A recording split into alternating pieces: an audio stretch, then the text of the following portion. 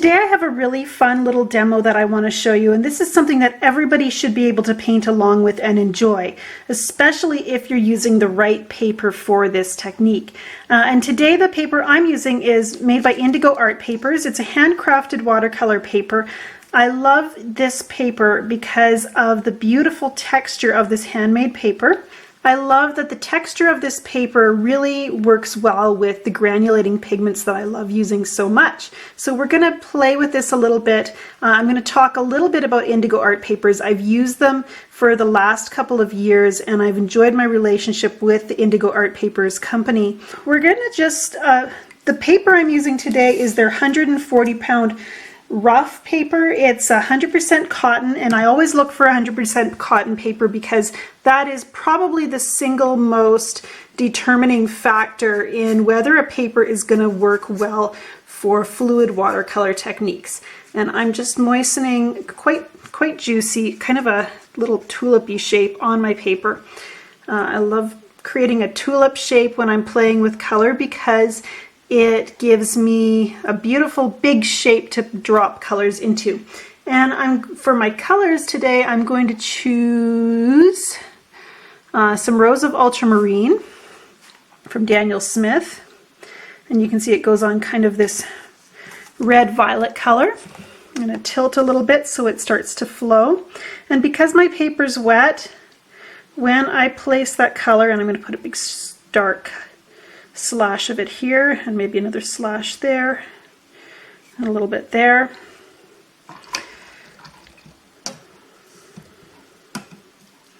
And because I can't remember what I was saying. Because my paper is wet, you can see it starts to flow right away. We're going to add a little bit of turquoise. This is Sleeping Beauty turquoise, and let that flow. And I think if you're looking carefully, you'll see what I like about the indigo paper. Already I'm starting to see some beautiful granules of color, little gathering in the hollows of the paper in a really gorgeous way. So at this point you should have a nice shape here that you haven't completely filled. On this side I have a nice crisp edge, but on this side, because I painted inside the moist area instead of right up to the dry part of the paper, I have some softness. And then I'm getting this big bead of pigment starting to gather here, water and pigment. So if I take my damp brush and pull it downward, I'm going to be creating a channel for that pigment to flow right off the page and right down to the edge of the paper where I can wipe it up with a paper towel. So now what's left behind is the pigment that kind of floated to the bottom and sat on my paper, and you can see the beautiful texture that's happening there.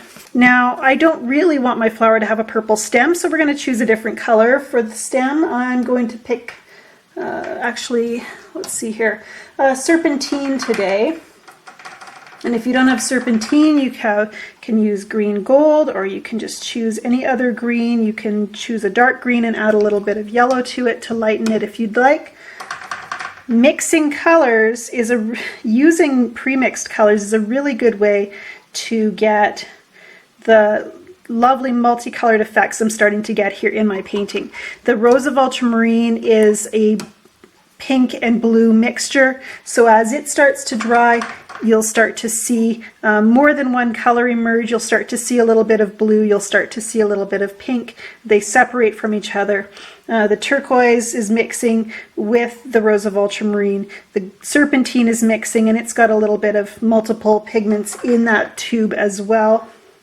And so I can use all of those qualities to create beautiful mixtures on my paper.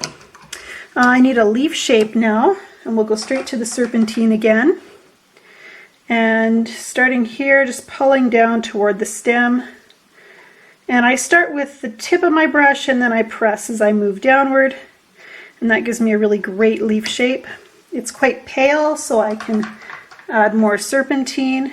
And I'm very drippy today, so we'll make that a part of the painting. Because I actually kind of think that looks kind of fun.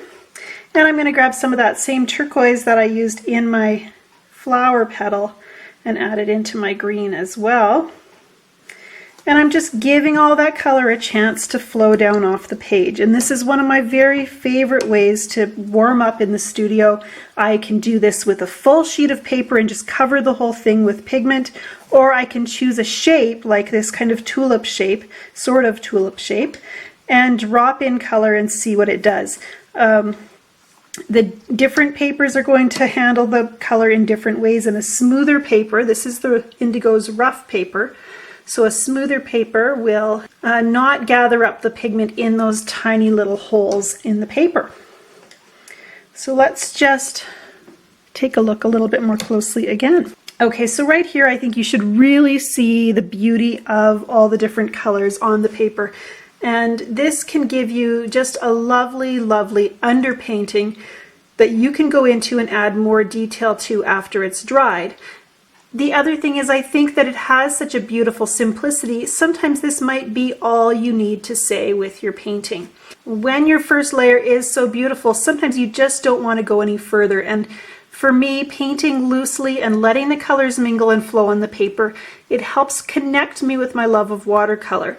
Whether I take this to the next level and make it look more finished, whether I just leave it. I almost think that one thing that would be nice to do is just paint a really detailed bee flying around it and then leave the flower kind of unfinished, and that could give it that completed painting feel. But either way, I've created something that showcases the beauty of watercolor, the way the pigment sits on the paper, the way it flows and mixes together, the multiple pigments to create something, a color that doesn't have a name because it's a little bit of green, it's a little bit pink, there's a tiny bit of peach in there, there's a little bit of blue. And all of those colors come together to just pull you into the painting and just make you want to study all those beautiful subtle transitions. Something about the Indigo Art Paper just makes it easier for me to let the colors flow like this. And I've found that this paper, while it's quite soft and absorbent, it also gives you the opportunity to add water and push some of that pigment across the page, especially when I have a darker layer of pigment on. I haven't really done that for this painting. But when you have a lot of pigment on your paper, like this turquoise I just placed, you can add water and kind of channel it down the paper, give it a place to flow to. And it just has such a beautiful organic movement as it slides across the paper, following the path you've created with water, following the dictates of gravity. Gives that color a chance to move, to create these beautiful rivulets, and you can see the sediment, the color pigment granules just moving across the paper in a gorgeous organic way. And the Indigo paper seems to do this so well, and it's one of the reasons I enjoy using it so much. I frequently choose it when I'm wanting to paint in this very loose style, letting things flow and letting the color sit in those little pockets of texture on the paper. One of the things I like about Indigo Art Papers is its handmade quality. It does make it a little bit unpredictable to use. Around the edges of the paper you might find that the texture changes a little bit. It's a little bit uneven because of that handmade feel.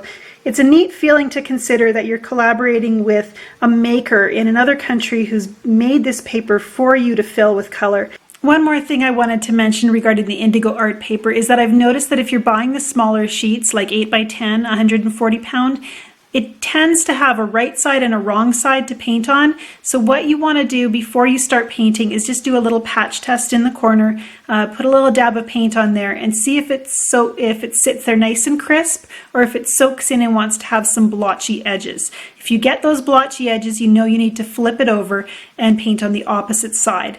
And I don't have this issue at all with the full sheets, the 22 by 30 inch sheets of Indigo Art Paper. So I like to buy the full sheets and then I can paint on either side pretty much equally. Ask for Indigo Art Paper at your local art supply store. They're working hard to widen their distribution throughout North America, and with your requests for their paper, they'll be able to be available in more areas. Check out their website at indigoartpapers.com.